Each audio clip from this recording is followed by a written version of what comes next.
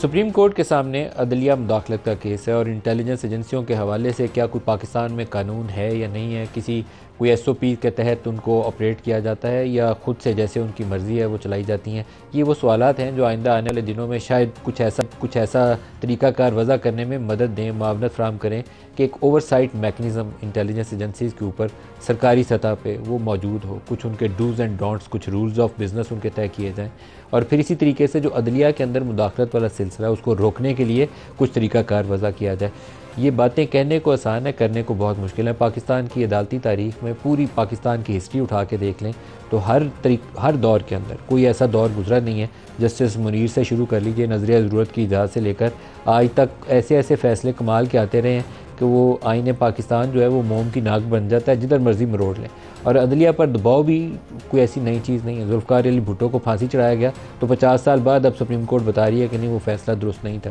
کبھی ایسا دور بھی آیا کہ سپریم کورٹ آف پاکستان نے 3 سال جنرل پرویز مشرف کو آئین میں ترمیم کے لیے دے دیا. ایک ملٹری ڈکٹیٹر کو یونیفارم کے اندر آئین میں ترمیم کرنے کے لیے 3 سال دے دیا.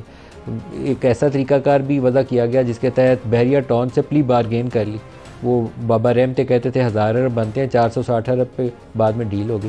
یہ مجھے سمجھ نہیں آیا یہ ہماری سپریم کورٹ تھی یا کیا تھی، کیونکہ ایسا طریقہ کار جو ان کو آئین مینڈیٹ نہیں دیتا اس سے تجاوز کر کے کیسے کر سکتے ہیں. پلی بارگین انہوں نے کی بحریہ ٹاؤن سے، وہ کس قانون کے تحت کی معلوم نہیں ہے. ایک ملٹری ڈکٹیٹر کو 3 سال آئین میں ترمیم کا اختیار دیا، کس قانون کے تحت یہ بھی معلوم نہیں ہے. پاناما کا کیس آیا تو اقامہ اس میں سے نکل آیا اور اقامہ کے اوپر سپریم کورٹ نے ایک الیکٹڈ پرائم منسٹر کو ڈسکوالیفائی کر دیا، اور وہ کس قانون کے تحت کیا انہوں نے انویسٹیگیشن پروسیس کو بائی پاس کرتے ہوئے، یہ بھی معلوم نہیں ہے. بے شمار ایسی چیزیں. 63A کا جو فیصلہ دیا بندیال صاحب نے، وہ خود ایک جج صاحب نے لکھا کہ یہ it amounts to rewriting of the constitution, اور وہ درست لکھا انہوں نے، کیونکہ 73 کے کانسٹیٹیوشن میں وہ طریقہ کار نہیں تھا. سپریم کورٹ آف پاکستان نے وہ کر دیا. اب جب جس کا دل آئے وہ فیصلہ کر گزرے، وہ سپریم کورٹ تو پھر نہ ہوئی، وہ پھر آئین پاکستان بھی نہ ہوا، وہ کچھ اور ہی ہوا. اور اسی طریقے سے اگر کوئی میجر کرنل آ کے کوئی فرمائش کرتا ہے، کوئی آئی بی کا فون کر کے بندہ فرمائش کرتا ہے، تو پہلے تو کنٹیمپٹ پروسیڈنگ کا آغاز ہونا چاہیے.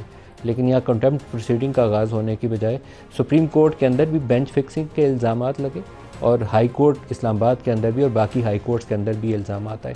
فرمائشی پروگرام کے تحت بھی جسٹس شوکت عزیز صدیقی کا جو کیس ہے کلاسک ایگزامپل ہے کہ بینچ کیسے تیار کیا جائے من پسند فیصلہ لینے کے لیے. قاضی فائز عیسیٰ کو کیسے نشانہ بنایا گیا. قاضی فائز عیسیٰ خود اس وقت چیف جسٹس آف پاکستان ہے، اور وہ خود سب سے بڑی ایگزامپل ہے کہ فیض آباد دھرنے کا فیصلہ دینے کے بعد ان کے ساتھ کیا کچھ ہوا. آج کل ویسے ہی بابر ستار کے ساتھ ہو رہا ہے، کل کسی اور کے ساتھ ہوگا.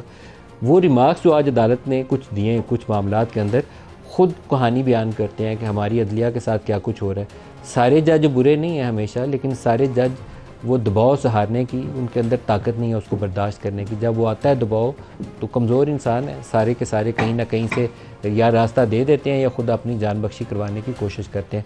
قاضی فائز عیسیٰ کے آج جو فیض آباد دھرنے کے اوپر بیان ہے وہ اگر آپ سنیں تو آپ کو پریشانی ہوگی، کیونکہ ابھی چند روز پہلے ہی ہم نے پروگرام میں بتایا تھا کہ ایک کمیشن نے جو رپورٹ سبمٹ کی ہے اس رپورٹ کی روشنی میں جنرل فیض حمید کو کلین چٹ دی گئی تھی، اور کہا گیا تھا کہ پنجاب حکومت اور شہباز شریف صاحب اتنے بزدل تھے کہ وہ کوئی ٹائم پہ ایکٹ ہی نہیں کر سکتے، اور ان کے ایکٹ نہ کرنے کی وجہ سے یہ فیض آباد والا سارا معاملہ سامنے آیا. لیکن اس وقت کے چیف جسٹس آف پاکستان جنہوں نے وہ آرڈر لکھا تھا جس کی بنا کے اوپر ان کے خلاف ریفرنسز آئے اور ان کی فیملی کو کبھی ٹیکس کے چکر لگوائے اور کبھی تھانے کچہری کے چکر لگوائے، وہ کیا کہہ رہے ہیں کہ ان کی فائنڈنگ کیا تھی، سنیے انہی کی زبانی.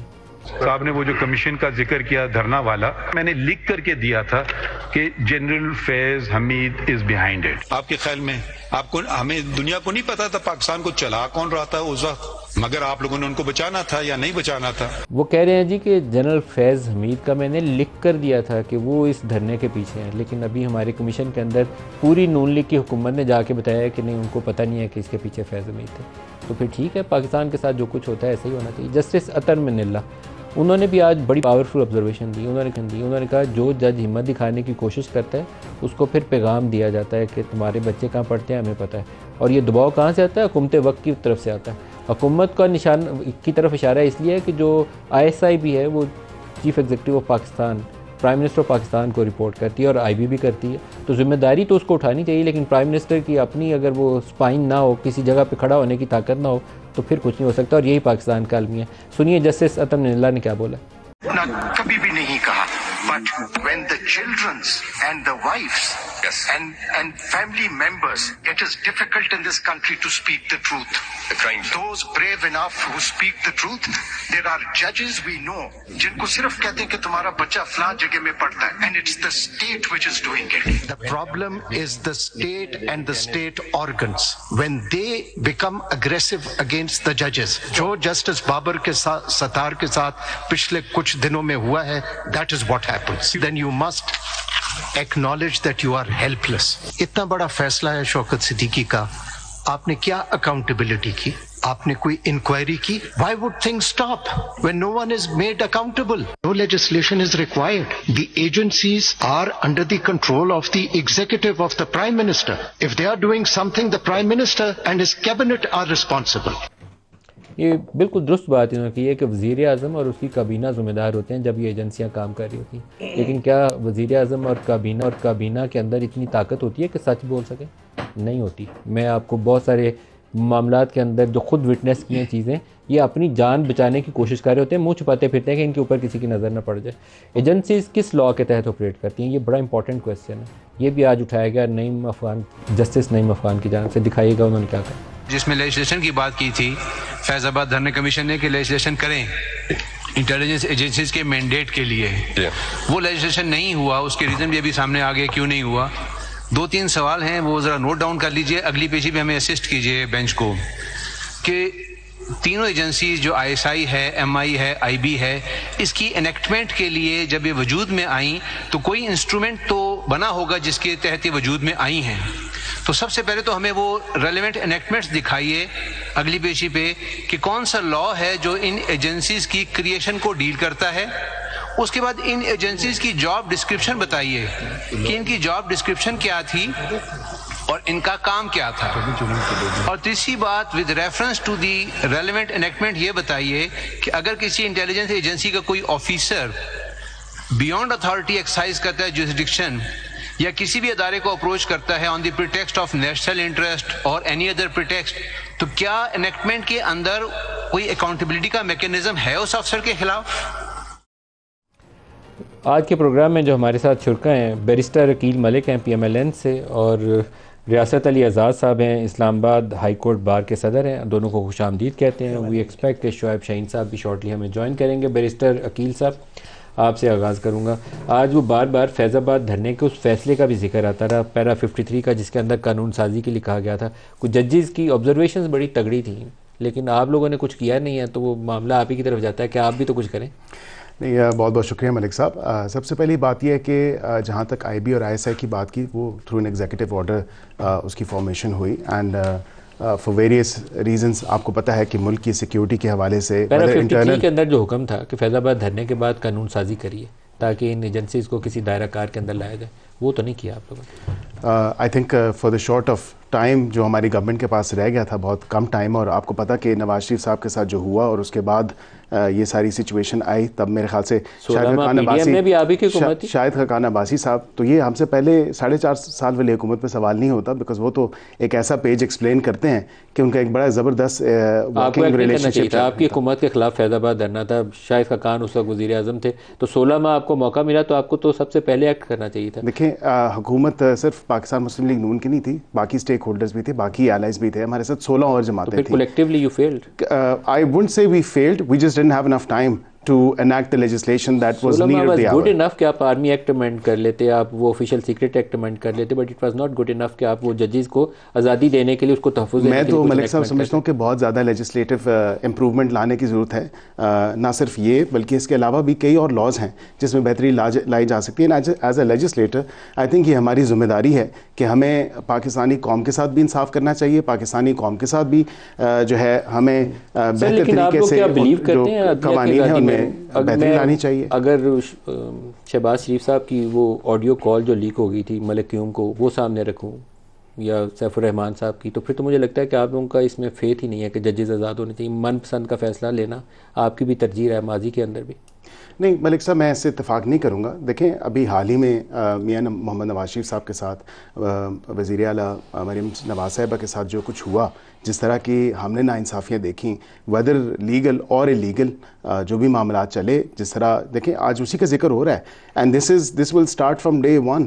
یہ اگر کہا جا رہا ہے کہ یہ آج اگر سچویشن کارروائی کرنی پڑے گی. ملک قیوم صاحب کی ٹیپ کے اوپر ملک قیوم صاحب اپنی ججی سے گئے تھے، وہ ریئلی ایگزسٹ کرتی ہے، ڈاکومنٹڈ ٹیپ. دیکھیں اس کی ویراسٹی، اس کا جو ٹروتھنس ہے، وہ تو ملک قیوم صاحب اپنی ججی سے گئے کہ نہیں گئے یہ بتائیے. وہ سپریم جوڈیشل کاؤنسل نے ڈیسائیڈ کیا ہے. کس بنا پہ کیا؟ اس لیے کہ وہ فرمائشی پروگرام تھا، 7 سال کی سزا دینی ہے. شوکت صدیقی صاحب کو بھی سپریم جوڈیشل کاؤنسل کے سپریم کورٹ، وہ دیکھیں نا جی فیصلہ ہے فیض آباد دھرنے کا بھی، اس میں آ گیا جنرل فیض کا نام آیا ہوا ہے نا اس کے اندر. تو سپریم کورٹ تو آج بھی جج بیٹھا بولا ہے. میں تو کہتا ہوں فیض آباد پوچھ رہا ہوں دھرنا کمیشن انکمپلیٹ ہے. کیا اس میں جنرل فیض کو بلایا گیا؟ کیا اس کے بعد دیگر جو ٹی ایل پی کے اہلکار تھے وہاں پہ ان کو بلایا گیا؟ کیا باقی لوگ جو شمول تھے ان کو نہیں بلایا گیا؟ نہ کسی کو بلایا گیا، نہ کسی پہ جرح کی گئی.